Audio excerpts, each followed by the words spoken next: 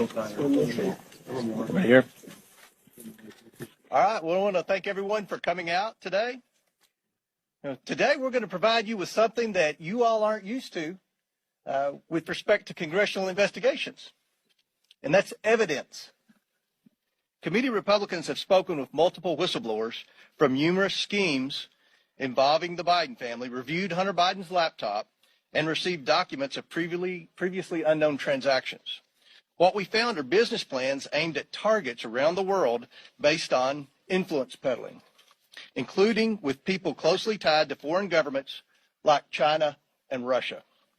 We also found plans based in the United States where the Biden family swindled investors of hundreds of thousands of dollars, all with Joe Biden's participation and knowledge.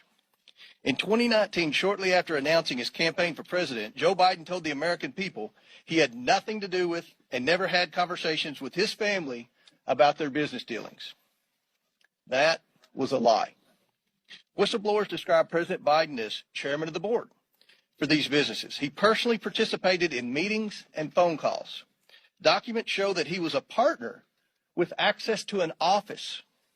To be clear, Joe Biden is the big guy. This evidence raises troubling questions about whether President Biden is a national security risk and about whether he is compromised by foreign governments. Despite the president's claim that he wasn't involved in Biden family business schemes, these photos show Joe Biden meeting with his family associates while vice president. Right there behind Paul. 4 different pictures. Committee Republicans have identified over 50 countries the Biden family sought businesses in. On the international side of the Biden family business, the deals were often led by Hunter Biden. And that map there behind Clay shows all the countries where the Bidens had a footprint in international business dealings. The investigation reveals a family that engaged with some of America's most powerful adversaries, planning to sell one of the largest sources of cobalt for electric vehicles in the world to the Chinese, for example. The Bidens flourished and became millionaires by simply offering access to the family.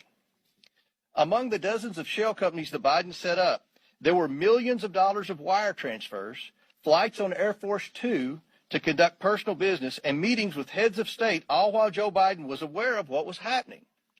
All the while, he turned a blind eye. Many transactions related to these businesses have raised red flags at U.S. banks. A suspicious activity report, or SAR, is a document a bank must file with the Treasury Department when a transaction is suspected to be related to money laundering or fraud or other types of criminal activity. According to media reports, the Biden family accumulated over 150 SARs. One SAR generated by an American bank to the Treasury Department connects Hunter Biden and his business associates to international human trafficking, among other illegal activities. The money that was being made from foreign principals in the same room as Joe Biden was increasingly spent on furthering illegal activity. The SARs show that Hunter Biden was conducting business with suspected human traffickers. The money gained through influence peddling was funneled to a suspected criminal enterprise, again, one linked to human trafficking. We have repeatedly called on the Biden Treasury Department to release additional financial documents to committee Republicans, but thus far Treasury has refused. We want to know what the Biden administration is trying to hide from the American people and why they are not being transparent. We also found evidence Hunter Biden sought to evade these SARs using his financial advisor, coincidentally a Clinton administration official. We will continue to pursue all evidence, and specifically the SARs and bank records in the new Congress. As part of our investigation, we have evidence that the finances, credit cards, and bank accounts of Hunter and Joe Biden were commingled, if not shared. And on some accounts, at least, red flags were raised by banks to the account owner or owners indicating suspicious or illegal activity. One of Hunter's closest associates, Eric Sherwin, was accessing Joe Biden's money and writing checks to reimburse Hunter. Sherwin arranged the Biden's international deals around the world.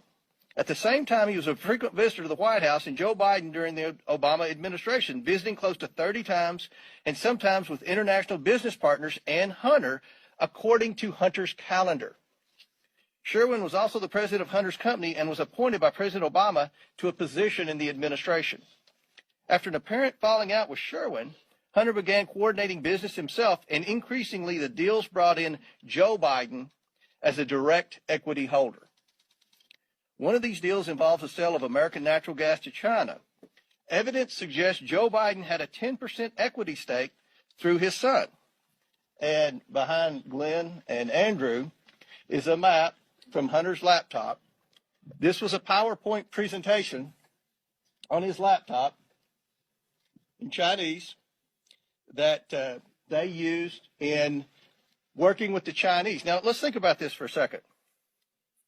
At a time when Americans are suffering from high energy prices because of this administration's terrible energy policy, we find evidence that Hunter Biden and Joe Biden were involved in a scheme to try to get China to buy liquefied natural gas, and from a whistleblower to try to get their foot in the door with China starting to purchase an interest in natural gas drillers. And people are in outrage over China.